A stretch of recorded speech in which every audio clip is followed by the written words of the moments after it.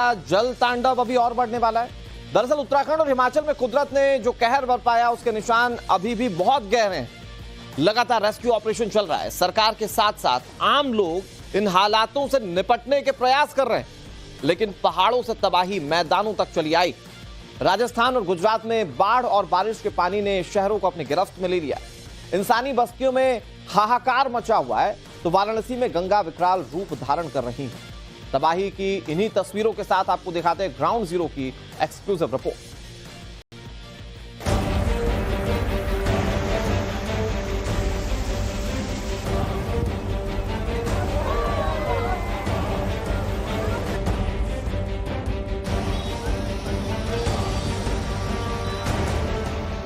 भारी बारिश के बाद उफान पर है नदियां। पानी के तेज बहाव ने इंसानी बस्तियों में तबाही से तांडव मचा रखा है। देश के तमाम हिस्सों में बारिश के पानी ने जिंदगी मुश्किल कर दी है। बाढ़, बारिश और बहती जिंदगी की तस्वीरें हिलाकर रख देने वाली हैं। पहाड़ों से लेकर मैदानों तक मौत नाच रही है। फटते बादल, गिरते पहाड़ और विकराल होती नदियों ने सब कुछ अपनी आगोश में ले लिया है। कुदरत के इस कहर से कैसे इंसान खुद को बचाए, ये बड़ा सवाल है। रात के अंधेरे में एक बस पानी के प्रहार की चपेट में आई तो दर्जनों जिंदगियों के सामने मौत नाचने लगी। रात का वक्त होने की वजह से बस में सवार लोगों को कहीं से कोई मदद नहीं मिल पाई। इस हादसे में बस चालक के बहने की खबर है।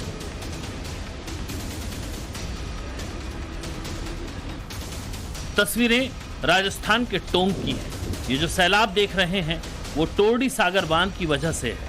हादसे की खबर लगते ही मालपुरा पुलिस और एसडीआरएफ की टीम मौके पर पहुंची, लेकिन तब तक काफी देर हो चुकी थी। फिलहाल रोडवेज के चालक को खोजा जा रहा है।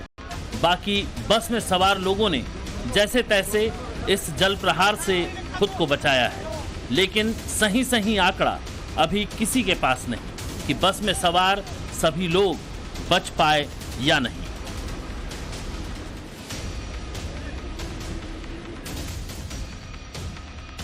राजस्थान का पाली शहर पूरी तरह जलमग्न हो चुका है। बाढ़ के पानी ने पूरे शहर को अपने कब्जे में ले रखा है। पाली में भारी बारिश के बाद बाढ़ के ऐसे हालात बने हैं कि इंसानी बस्ती जलमग्न है और लोग घरों में कैद हैं। ना तो ये कोई स्विमिंग पूल है और ना ही कोई नदी के किनारे बसे हुए घर। ये पाली है और पाली की एक कॉलोनी है और वहां पर आप देख सकते हैं किस तरीके से सड़कें जो हैं दरिया में तब्दील हो गई हैं और कॉलोनी समंदर में। लोग बड़े परेशान हैं, घुटनों से ज्यादा पानी अभी मौजूद है। बारिश ने थोड़ा सा विराम लिया तो लोग घर से बाहर आए हैं, लेकिन 17 से 18 घंटे घर में कैद होना कितना मुश्किल होता है आप अंदाजा लगा सकते हैं। फिलहाल ये तस्वीरें मैं कहूंगा भवानी जरा दिखाएं दूर तक कि किस तरीके से कॉलोनी में चारों तरफ जहां तक हमारी और कैमरे की नजर जाती है, अगर कुछ नजर आता है तो सिर्फ पानी, परेशानी और पाली, ये तीन चीजें हैं। इन तीन चीजों का जो समावेश है वो लोगों में दिक्कत का कारण बना हुआ है।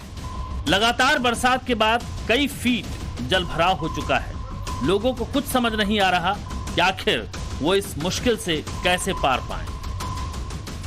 बहुत ही ज्यादा परेशानी है हमारे इधर, और यहाँ पे सुबह से नाले में 3-4 जने भी गिर गए हैं, जिन्होंने क्षेत्रवासी ने बचाया है उनको। किसी को भी जनहानि नहीं हुई है, कोई भी तरीके का नुकसान अभी फिलहाल नहीं हुआ। अगर वापस बारिश और बरसती बदल हो रहे हैं तो पाली की स्थिति क्या होगी? बहुत ही भयानक हो जाएगी। बाढ़ के हालात है, आपातकालीन भी लग सकता है, ऐसी हालत हो गई है। हर घर में पानी है। कितने घंटे बारिश? 15-17 घंटे बारिश हुई? 16-17 घंटे बारिश हुई है, उसके बाद बंद है। इसके हिसाब से थोड़ा बचा हुआ है, वरना हालत बहुत ही ज्यादा खराब है हमारे इधर। देखिए छोटे बच्चे भी यहाँ पर हैं, घर से निकले हैं। कैसी परेशानी है बच्चे, बताओ? परेशानी हो रही है? बोलने को नहीं निकल पा रहे हैं घर से? नहीं निकल पा रहे। कैसी परेशानी था? बहुत जबरदस्ती परेशानी है। प्रशासन कोई ध्यान नहीं दे रहा है इधर, और पानी का निकासी का कोई अभी तक नहीं है। हर बार तो यहाँ पे नालों की सफाई होती है, अब की बार वो भी नहीं हुई है बराबर, उस वजह से ज्यादा हो रहा है। लोग घरों में कैद हो गए। हाँ सर, अब छत के ऊपर बैठे हैं, घर से बाहर नहीं निकल पा रहे हैं, पानी का निकासी नहीं, व्यवस्था नहीं हो रही है इधर। यहाँ पर प्रशासन बिल्कुल भी नहीं आ रहा है सर। तो पानी की व्यवस्था निकासी की नहीं है, परेशानी बहुत ज़्यादा है। लोग आप देख सकते हैं घरों के बाहर बैठे हुए, छतों के ऊपर, और पानी जो है सड़क पर कुछ इस तरह से अपना कब्जा जमाए लगातार बह रहा है, क्योंकि करीब 17 घंटे बारिश की जद में रहा है पाली, और अभी भी राहत की कोई उम्मीद नजर नहीं आती। 17 घंटों तक लगातार हुई बारिश के बाद ऐसे हालात बने। शहर के बीच कॉलोनी में पानी का इतना तेज बहाव है कि छोटे बच्चे इस बहाव में बह भी सकते हैं। ये पाली की गलियां हैं। पाली जो शहर पानी के एक बूंद को तरसता था, आज पानी पानी हो चुका है। आप देखेंगे चारों तरफ पानी ही पानी नजर आएगा, और मेरे इस तरफ भी अगर आप देखेंगे तो आपको लगेगा कि शायद कोई नदी बह रही है, लेकिन ये नदी नहीं है, ये कॉलोनी है, और पॉश कॉलोनियों में गिनी जाती है। बावजूद इसके स्थितियां यहाँ कैसी है आप अंदाजा लगा सकते हैं। और अंदर जैसे जैसे आप जाएंगे वहां आपको पानी का स्तर बढ़ता हुआ नजर आएगा।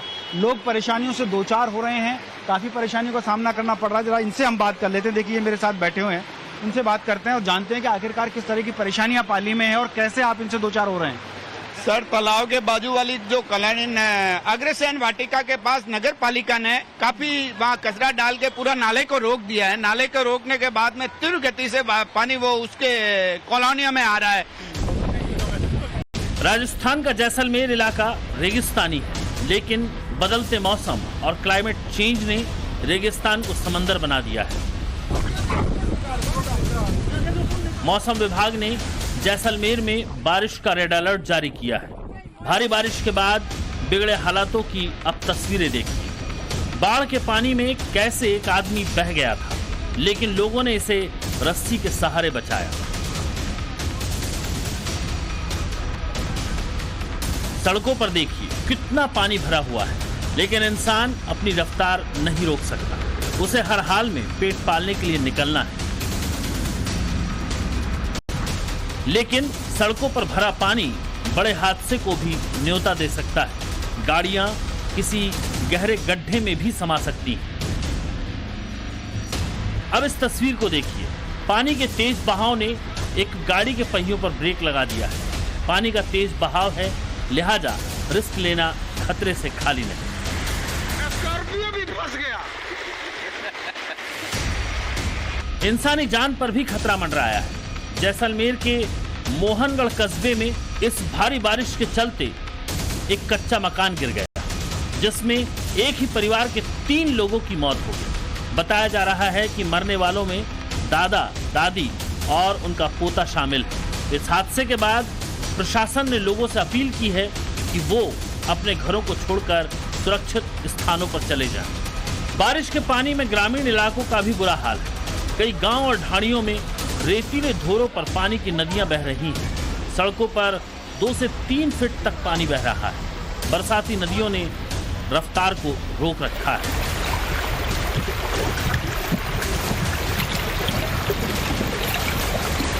लगातार हो रही भारी बारिश से विश्वविख्यात सोनार किले के जर्जर मकानों पर खतरे के बादल मंडरा रहे हैं। वहीं जैसलमेर के सोनार दुर्ग की दीवारें भी क्षतिग्रस्त हो चुकी हैं। राजस्थान के जोधपुर में भी बाढ़ के हालात बने हुए हैं। पूरा शहर जलमग्न है, जगह जगह पानी भरा हुआ है। जानकारी के मुताबिक जोधपुर के बनाड़ रोड पर पानी भरने की वजह से कई इलाकों का कनेक्शन कट चुका है। हाईवे के पास बसी बस्तियों के लोग अपने अपने इलाकों में फंसे हुए हैं। मुश्किल की बात यह है कि ये परेशानी अभी खत्म नहीं होने वाली है। लोगों का कहना है कि आने वाले 10 दिनों तक ये हालात यूं ही बने रहेंगे। वहीं दूसरी तरफ राजस्थान का अजमेर शहर भी बारिश के आगे बेदम है। भारी बारिश ने अजमेर शहर की रफ्तार को भी रोक रखा है। केदारनाथ के सोनप्रयाग में बादल फटने के कारण पैदल आवाजाही पूरी तरह से ठप हो चुकी है। कुदरत की तबाही के बाद इस इलाके को पुरानी रौ में लौटाना अभी भी बड़ी चुनौती है। अभी भी इन इलाकों में कई यात्रियों के फंसे होने की संभावना है, लिहाजा लगातार सर्च ऑपरेशन चल रहा है। एनडीआरएफ और एसडीआरएफ की टीम रेस्क्यू ऑपरेशन में लगी हुई है। ड्रोन से ली गई तस्वीरों में आप देख सकते हैं कि कैसे जवान पुल का निर्माण कर रहे हैं ताकि लोग इन पुलों के सहारे मुख्य रास्तों पर आ सके। केदार त्रासदी को आज छठा दिन हो गया। एनडीआरएफ और एसडीआरएफ ने करीब 150 लोगों का रेस्क्यू किया। जंगल पट्टी से भी 161 लोगों को एनडीआरएफ की टीम लेकर पहुंची। सेना ने सोनप्रयाग की मंदाकिनी नदी पर पैदल पुल बनाया है। सेना के पैदल पुल बनाने की वजह से रेस्क्यू आसान हो गया है। जो खबर है उसके मुताबिक केदारनाथ पैदल मार्ग पर अभी भी रेस्क्यू जारी है। रास्तों को ठीक करने के लिए जगह जगह पीडब्ल्यूडी के कर्मचारी तैनात हैं। कुल्लू के मलाना से एक तस्वीर सामने आई है। 2 अगस्त को मलाना में बादल फटने के बाद मलाना बांध टूट गया था। पानी के तेज बहाव की वजह से गांव को बाकी जगहों से जोड़ने वाली सड़क भी बह गई थी, जिसे अब यहां के स्थानीय लोग अपने खर्चे पर फिर से तैयार कर रहे हैं। आम लोगों की बिना किसी सरकारी मदद के ये भागीदारी की तस्वीरें सोशल मीडिया पर वायरल हैं। लोगों का कहना है कि वो आने वाले 2 दिनों में करीब 60 फीट चौड़ा पुल बनाकर तैयार करने वाले हैं। इधर उत्तराखंड के मुख्यमंत्री पुष्कर सिंह धामी की हवाई सर्वेक्षण की तस्वीरें आई हैं। धामी ने रुद्रप्रयाग के आपदा से प्रभावित क्षेत्रों का हवाई निरीक्षण किया। पुष्कर ने स्थानीय जनप्रतिनिधियों और उच्च अधिकारियों के साथ बैठक कर अतिवृष्टि से प्रभावित इलाकों में राहत और बचाव कार्यों की समीक्षा भी की। इस दौरान आपदा से क्षतिग्रस्त हुए मार्गों और पुलों को ठीक करने के लिए किए जा रहे कार्यों की विस्तृत जानकारी भी ली। कुदरत के कहर से कांपे उत्तराखंड में अभी तक 15,000 से अधिक लोगों का रेस्क्यू किया जा चुका है। मुख्यमंत्री धामी ने कहा कि हमारी सरकार जल्द से जल्द श्री केदारनाथ यात्रा मार्ग को पहले की तरह संचालित करेगी। पुष्कर का कहना था कि कल से केदारनाथ की हेली यात्रा शुरू होगी। 1 सप्ताह में पैदल यात्रा को शुरू कर दिया जाएगा। साथ ही हेली यात्रा में 25% छूट का भी मुख्यमंत्री ने ऐलान किया है। इधर हिमाचल प्रदेश के लाहौल स्पीति के दारचा में बादल फटने और लगातार बारिश के बाद कुदरत ने जो तबाही मचाई उसने हर किसी को कपा दिया था।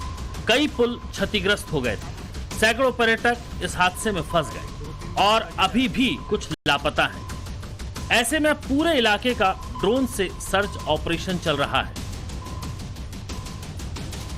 पहाड़ों पर हुई बारिश का असर अब नीचे उतरा है। वाराणसी में गंगा का जल स्तर बढ़ने लगा है। फिलहाल गंगा का जल स्तर 5 सेंटीमीटर प्रति घंटे की रफ्तार से बढ़ रहा है, जिसकी वजह से बाढ़ के हालात बने हुए हैं। कहा जा रहा है कि अगर जल स्तर में इसी तरह बढ़ोतरी होती रही तो गंगा 72 घंटे में अपना विकराल रूप ले लेगी और वाराणसी की गलियों में गंगा दस्तक दे देगी। फिलहाल गंगा का जल स्तर 66 मीटर के ऊपर है, जो खतरे के निशान से 6 मीटर अभी नीचे है। काशी के सभी 84 घाटों पर वाटर कर्फ्यू का मंजर है। बाढ़ के हालात को देखते हुए घाटों पर बड़ी और छोटी नावों पर पूरी तरह प्रतिबंध लगा दिया गया है। इसके अलावा लोगों को सतर्क रहने की हिदायतें दी जा रही हैं। गंगा के इस रौद्र रूप को देखते हुए विश्व प्रसिद्ध गंगा आरती दशाश्वमेध घाट की छत पर हो रही है।